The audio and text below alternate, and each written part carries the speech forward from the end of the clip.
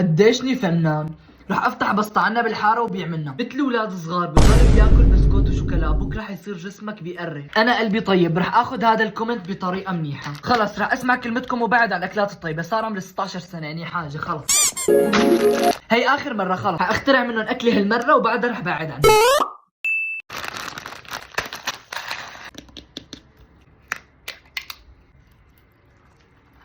بسكوت وحليب فردون هيك، زبدة فول السوداني، الطبقة ما قبل الأخيرة. هلا رح دوب الشوكولا، نجيب معلقة كبيرة وبنحطها هيك، بنمدها على كل الصحن. كيف بس، وهلا حنحط آخر طبقة واللي هي المكسرات. الله لا يفضح حدا، بس الله لا يفضح حدا، بس أنا ما عندي غير فستق، فرح نحط فستق عليها. وعلى البراد 10 دقايق، بعد مرور 10 دقائق يلا ندوق. بسم الله.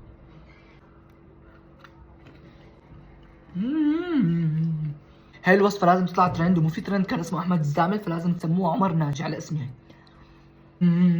قديشني فنان، 10 من 10. بس قربنا كتير على 100,000 متابع، تابعوني وحطوا لي لايك على هذا الفيديو وانتظروني بالفيديو الجاي.